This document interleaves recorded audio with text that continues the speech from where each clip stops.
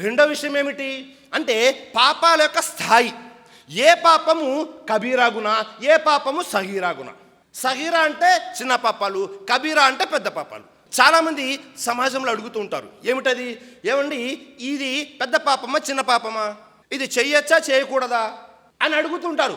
పాపము అంటేనే చేయకూడదు అని, మళ్ళీ చెయ్యొచ్చా చేయకూడదా అనే ప్రశ్నే లేదు అక్కడ.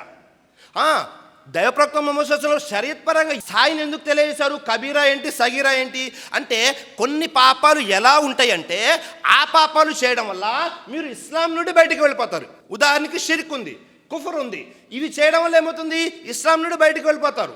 అలా కాకుండా చిన్న చిన్న పాపాలు ఉన్నాయి, అవి చేయడం వల్ల ఇది పాపము అని తెలిసి స్వతహాగా మన మనుషులం కాబట్టి కొన్ని పొరపాట్లు జరుగుతుంటాయి. దాన్ని తెలుసుకోవడం కొరకే కానీ చిన్న పాపాలైతే చేయొచ్చు కదా, సమాజంలో ఆలోచన ఉంది, చిన్న పాపాలైతే చేయొచ్చు కదా, చెయ్యొచ్చు అనే ఆలోచన ఉంటే అది పాపం కిందకి ఎందుకు వస్తుంది, పుణ్యమైపోతుంది.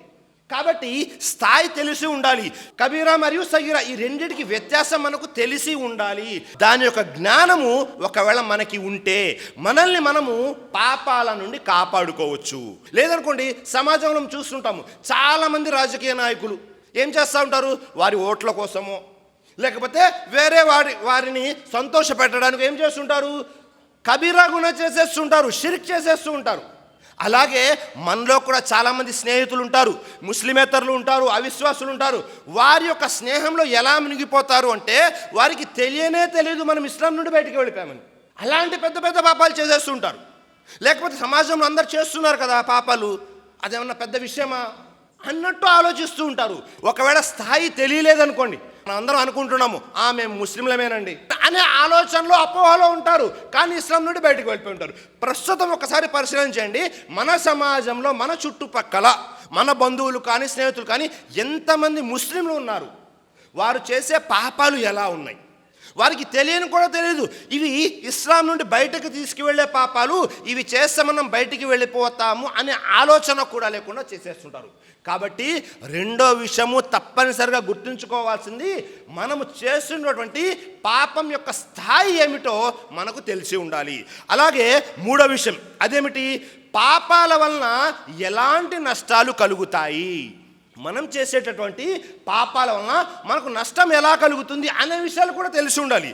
ఎందుకంటే ఇబ్నే అబ్బాస్ రజల్లాహు అన్హు తెలియజేశారు, ఏమని తెలియజేశారు, కుల్ మన్ అసల్లాహ ఫహువ జాహిల్. ఎవరైతే పాపం చేస్తారో వారు జాహిల్ అంటే అజ్ఞానులతో సమానం.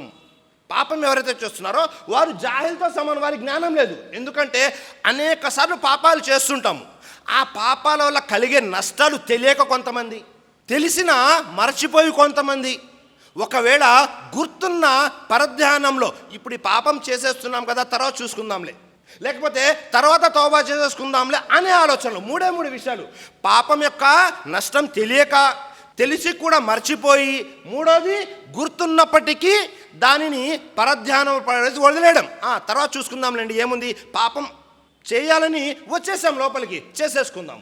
కాబట్టి పాపం వల్ల జరిగే నష్టాలు ఏమిటైనా మనకు తెలియదు. ఒకవేళ నష్టం తెలిసింది అనుకోండి, ఎవరైనా సరే పాపం చేసేస్తామా? అల్లా ఏం తెలియజేస్తున్నాడు, మీరు ఏవైతే పాపాలు చేస్తున్నారో ఆ పాపాల గురించి అల్లా మీకు పరలోకంలో తప్పకుండా శిక్షిస్తాడు, ఇహలోకంలో కూడా శిక్షించవచ్చు. ఒకవేళ ఇహలోకంలో వదిలేశాడు అనుకుందాం, పరలోకంలో పూర్తిగా ప్రపంచంలో ఎంతమంది అయితే ప్రజలు ఉన్నారో వారందరి ముందు అల్లా ఏం చేస్తాడు, శిక్షిస్తాడు. కాబట్టి మనం చేసేటటువంటి పాపాల ద్వారా ఎలాంటి శిక్షలు వస్తున్నాయి, మనం ఎంత నష్టపోతున్నామో అని తెలిసి ఉండాలి. అలా తెలియలేదనుకోండి పూర్తిగా నష్టపోతుంటాము. సమాజంలో మనం చూస్తుంటాము, చాలామంది మంచి ధనవంతులుగా ఉంటారు, ధనం పరంగా సమాజంలో మంచి పలుకుబడి ఉంటుంది, కాస్త ఏమైపోతుంది, ఉన్న ధనం కాస్త పోతుంది, సమాజంలో పరువు గౌరవం అన్నీ పోతూ ఉంటాయి. ఇలా ఎందుకు జరుగుతుంది అని ఎవరు పరిశీలన చేయరు. ఎందుకు జరుగుతుంది అంటే వారు చేసిన పాపాల కారణంగా అల్లా ఏం చేస్తున్నాడు, వారికి ఇహలోకంలోనే శిక్షిస్తున్నాడు. ఇహలోకంలో ఏవైతే వారికి సౌఖ్యాలు ఇచ్చాడో ఆ సౌఖ్యాలన్నీ కూడా లాగేసుకుంటున్నాడు. కాబట్టి అల్లా శిక్షించడం పరలోకంలో ఎలాగో ఉంటుంది, ఇహలోకంలో కూడా అల్లా ఏం చేస్తాడు, ఏవైతే సౌఖ్యాలు మనకిచ్చాడో అవి సౌఖ్యాలను లాగేసుకుంటుంటాడు. అది ఎక్కడ జరుగుతుంది, ఎప్పుడు జరుగుతుందో పరిశీలన చేయాలి. చాలామంది స్నేహితులు ఉంటారు, బాగా కలిసి ఉంటారు, కానీ ఉన్నట్టుండి ఒక స్నేహితుడు తన మరొక స్నేహితుడితో దూరం అయిపోతాడు. చాలామంది వేరే వారి దగ్గర చెబుతుంటారు. ఏమని చెబుతుంటారు? ఆయన మొన్నటిదాకా నాతో బాగా క్లోజ్గా ఉండేవాడండి, ఇప్పుడు ఎందుకో సడన్గా దూరం అయిపోతున్నాడు, నా దగ్గరికి రావటం లేదు. ఎందుకు రావటం లేదు ఎప్పుడైనా పరిశీలన చేశారా? ఎందుకు రావటం లేదంటే మన మనసులు ఏవైతే ఉన్నాయో అవి అల్లా యొక్క 2 వేళ్ల మధ్య ఉంటాయి.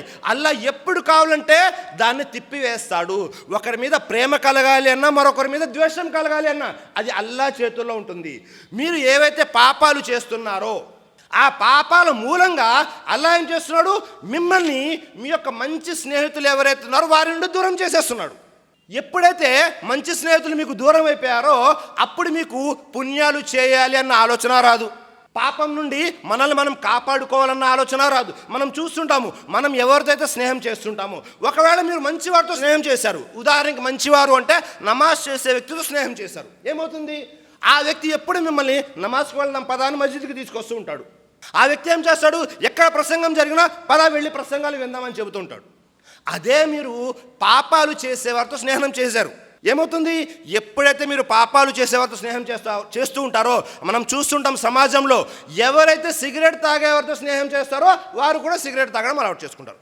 ఎవరైతే మద్యం తాగేవారితో స్నేహం చేస్తారో వారికి అది అలవాటైపోతుంది. ఎవరైతే ఏ చెడు పనులు చేసేవారితో స్నేహం చేస్తారో ఆ చెడు వీరికి అలవాటు అయిపోతుంది. ఎవరైతే మంచి వారితో స్నేహం చేస్తారో, మంచి అంటే అన్నిటికంటే మొట్టమొదటి విషయం ఏమిటో తెలుసా? ఆ వ్యక్తి దీన్దార్ అయి ఉండాలి. దీన్దార్ అంటే అల్లా యొక్క హక్కుల్ని నెరవేర్చేవాడై ఉండాలి. అల్లా యొక్క హక్కులు అంటే కలిమా చదివినటువంటి వ్యక్తి, ఇస్లాంపై స్థిరంగా ఉన్నటువంటి వ్యక్తి, నమాజులకు అలవాటైన వ్యక్తి, అలాగే ఖురాన్ పారాయణం చేసేటటువంటి వ్యక్తి, ఇవన్నీ కూడా. ఎందుకని? ఈ విషయాలే మనకు నేర్పిస్తాయి మంచి అంటే ఏమిటో. ఉదాహరణకి తల్లిదండ్రులతో మంచిగా ఉండాలి. ఎవరు చెప్పారు తల్లిదండ్రులతో మంచిగా ఉండాలని? నేను ఉండనండి అని ఎవరైనా ఒక వ్యక్తి అన్నాడు. ఎవరు చెప్పారు? మనల్ని పుట్టించిన సృష్టికర్త చెప్పాడు మనం ఎలా ఉండాలి అనేది. కాబట్టి ఇవన్నీ కూడా ఖురాన్ మరియు సహీ హదీసుల్లో ఏవైతే మంచి విషయాలు ఉన్నాయో వాటిని ఎవరైతే ఆచరిస్తూ ఉంటారో వారితో స్నేహం చేయండి. అప్పుడేమవుతుంది? మిమ్మల్ని మీరు పాపాల నుండి కాపాడుకునేవారు అవుతారు.